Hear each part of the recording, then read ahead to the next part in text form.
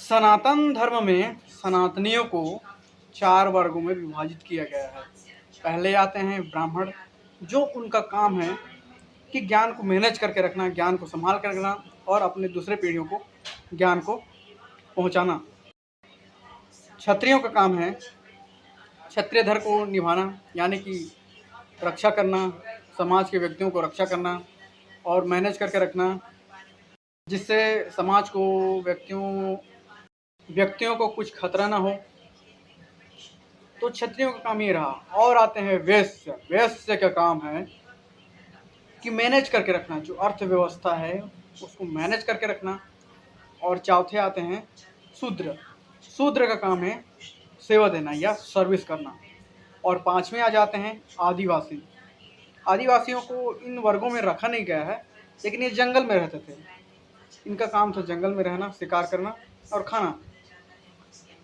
तो साथियों, यहाँ पर मैं ब्राह्मणों के बारे में बात करने आया हूँ। ब्राह्मणों के बारे में, एक प्रयागराज के ब्राह्मण हुआ करते थे। उनका जो बोलने का तरीका, कहने का तरीका मुझे बहुत ही ज़्यादा प्रभावित कर गया। और मैं अपने जीवन में जब भी उनका प्रयोग किया, उनकी बात को, तो मुझे कई गुना फायदा हुआ। वे बोलते थे कि व्यक्ति को कुछ आए या ना आए, उनको ना ये आना चाहिए, बात करना चाहिए। वे वैसा बोला करते थे कि व्यक्ति को बात करना चाहिए। जो व्यक्ति अच्छा से बात करने जानता है, उनके बातों दुनिया सुनती है। यदि सेल्समैन कोई बात न करे, जो सेल्समैन बात नहीं करेगा, तो उसका सामान बिकेगा कैसे? उस प्रोडक्ट का उसका गुणगान नहीं करेगा तो बिकेगा कैसे? यदि रामायण लिखा ही नहीं गया होता तो रामायण, रामचरितमानस, राम के बारे में जानता ही कौन? तो ये सब बोला करते थे जो प्रयागराज के ब्राह्मण थे वे। तो हमारे यहाँ ब्राह्मणों के साथ मिलना जुलना नहीं होता है, क्योंकि हमारा क्षेत्र आदिवासियों का क्षेत्र है। तो आसपास में जो ब्राह्मण हैं वो बहुत ही कम मात्रा में और हैं भी, तो उनमें भी आदिवासी वाला गुण, क्वालिटी आ गई है। वे भी मांस मछली वगैरह के बारे में सोचते रहते हैं।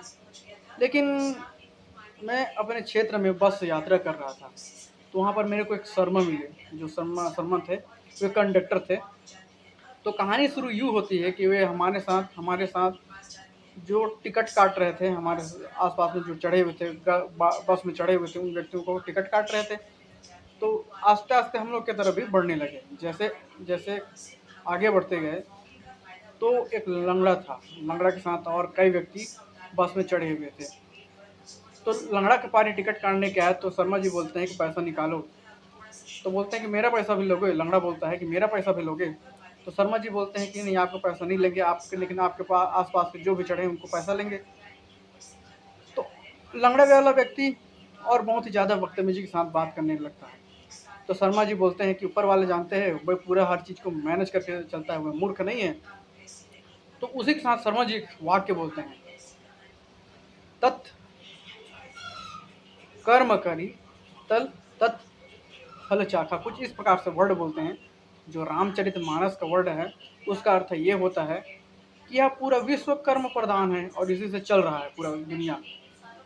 और इस कर्म से जो जैसा कर्म करेगा उसको वैसा ही फल का स्वाद प्राप्त होगा।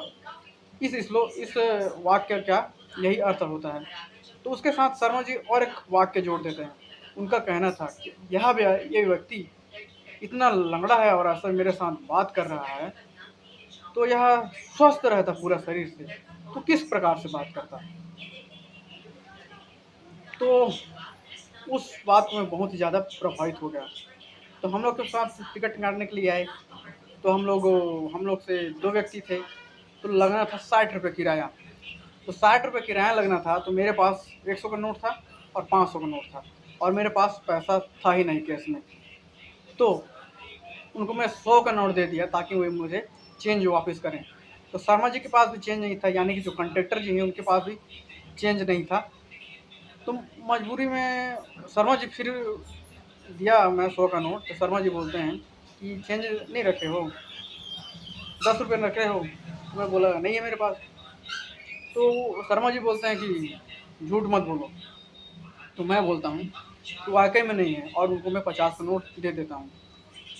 तो झूठ मत बोलो, देख रहा है। फिर मैं ना उनको मैं 50 का नोट दे देता हूँ और वो सहमति रख लेते हैं।